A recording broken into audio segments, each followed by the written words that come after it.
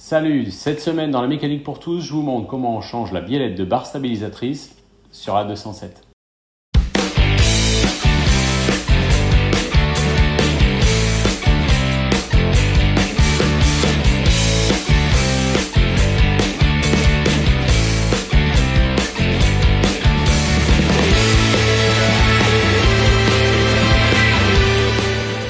Salut, bienvenue dans la mécanique pour tous, la chaîne qui vous aide à faire de la mécanique sur vos voitures dans votre garage. Et aujourd'hui, je m'attaque à la biellette de barre stabilisatrice sur ma 207.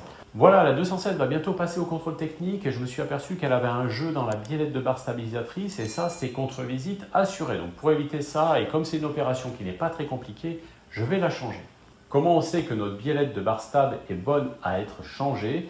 Et ben moi, dans mon cas, j'avais un bruit. Chaque fois que je passais sur une imperfection de la route, j'avais un petit claquement. Alors ça, c'est caractéristique d'un élément du train avant qui se détériore. On fait le tour des différents éléments et moi, je suis tombé sur la biellette de barre stable qui avait un jeu. Cette opération n'est absolument pas compliquée. Le temps de me changer, je vous montre le matériel qu'il vous faut pour cette opération. À tout de suite.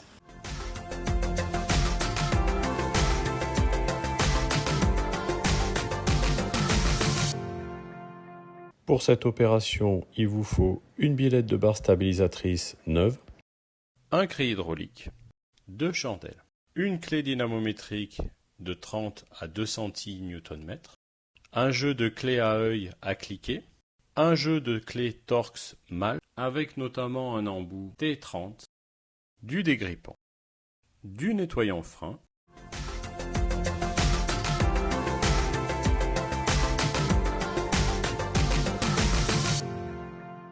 Il peut être recommandé de changer les biellettes de barre stable par paire, c'est quand même mieux, sur un train avant c'est souvent le cas, bon, mais ce n'est pas non plus une obligation. Première opération pour notre changement de biellette de barre stable, ça va être de lever et mettre sur chandelle l'avant du véhicule, côté gauche et côté droit. Attention, si vous n'avez pas de clé à choc, pensez à desserrer la roue du côté où vous allez changer votre biellette de barre stable. Alors cette opération c'est un grand classique si vous suivez la chaîne, donc je vous passe tout ça en accéléré.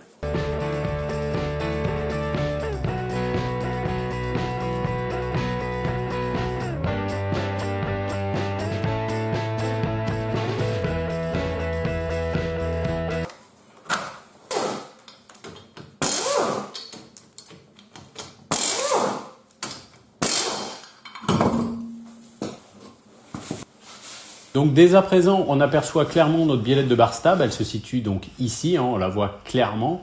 Et pour savoir si elle a du jeu, on met nos roues bien droites et on passe sous le véhicule. Je vous montre ça. Donc nous voilà sous le véhicule. Ici vous avez la barre stable et ici la biellette de barre stable qui monte et le jeu se situe ici au niveau de la rotule. Donc pour contrôler le jeu, je prends la barre stable dans la main et je la bouge.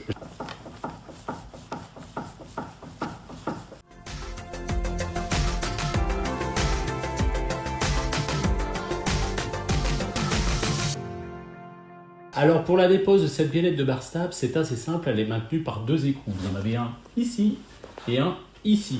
Alors cet écrou, elle se défait avec une douille de 16, comme souvent sur des Peugeot. Cet écrou, il a subi les intempéries, le sel de déneigement, le chaud, le froid, donc il peut être grippé, donc dégrippant.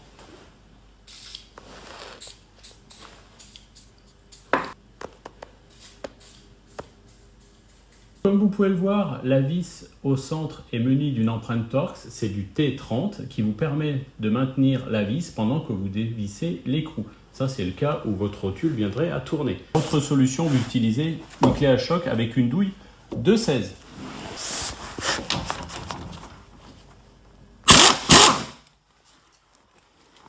Voilà, c'est quand même plus efficace. Donc dans mon cas, on voit déjà que la biellette de barre stable, elle est prête à sortir. On va enlever celui d'en dessous. Et on fait pareil pour celle du dessous.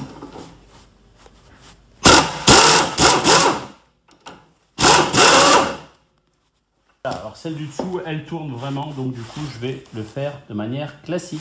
Alors pour la méthode manuelle, vous pouvez prendre soit une clé à œil de 16 ou une clé à tube de 16 et une clé Torx T30. La clé Torx nous permet de maintenir la tige en place.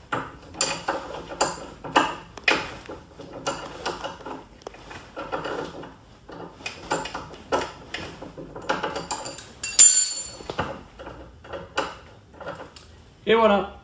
Voilà, donc on peut ensuite déposer notre biellette de bar stable.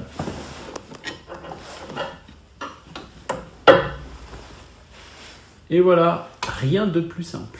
Voilà, on se retrouve sur l'établi pour comparer nos deux biellettes de bar stable. Regardez. Donc, si on compare nos deux biellettes de bar stable, déjà, c'est la même longueur, 330 mm d'axe à axe. Sur l'ancienne, si on regarde de plus près, d'un côté, on a un caoutchouc qui est à peu près correct, hein, ça c'était en haut.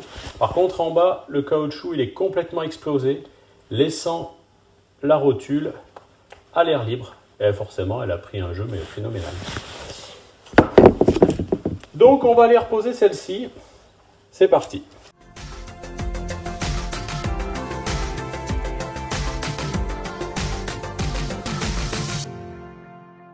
Alors, pour la repose de notre biellette de bar stable, il n'y a pas vraiment de sens, d'un côté ou d'un autre. Elles sont livrées avec des écrous nil stop, hein, contrairement à l'origine. Et c'est une douille de 17 cette fois-ci. On peut replacer notre biellette de bar stable en haut. Voilà, on commence juste à la serrer. Pour insérer la partie du bas. Alors, si elle tombe en face, ben, tant mieux pour vous. Là, c'est pas mon cas. Donc, soit vous pouvez la bouger à la main, mais comme elle est neuve, elle est assez serrée. Donc, je vais remettre l'écrou et je vais m'aider d'une clé à tube de 17. Voilà. Je pense que là, on ne doit pas être mal.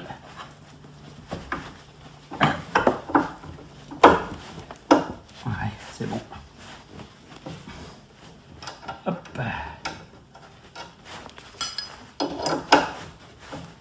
Voilà. Après, on peut serrer.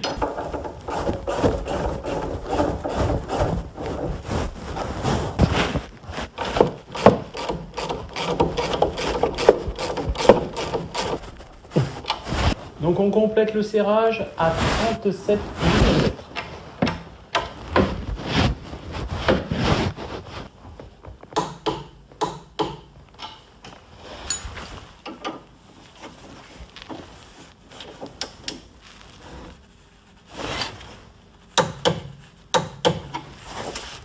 Et voilà. Le serrage au coude, c'est pour les non-initiés ou les puristes.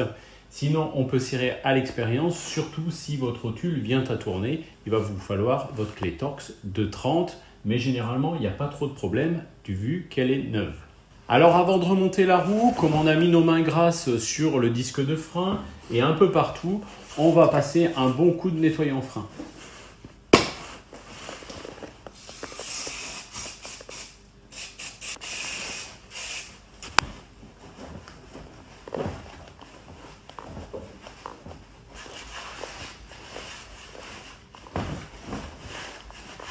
Et on n'oublie pas derrière le disque.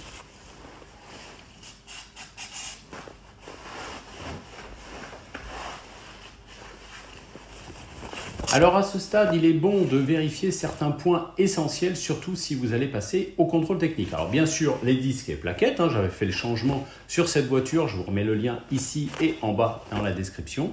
Mais également, on va vérifier les ressorts d'amortisseurs. Ils ont tendance à se casser, donc s'il en manque une partie, c'est contre-visite assurée.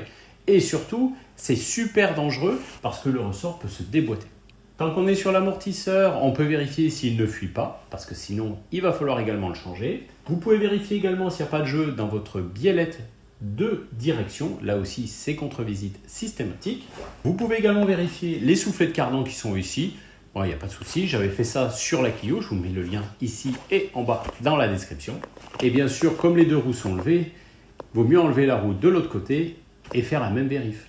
Voilà, maintenant qu'on a fait ces petites vérifs, il ne me reste plus qu'à mettre ma 207 sur ces roues. C'est parti! Let's go!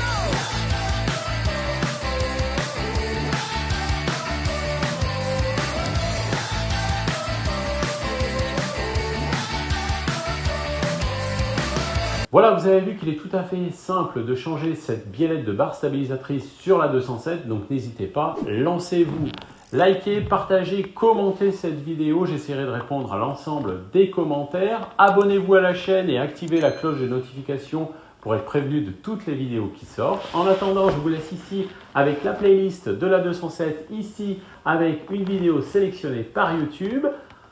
Et surtout, quoi qu'il arrive, n'oubliez pas, ayez confiance en vous.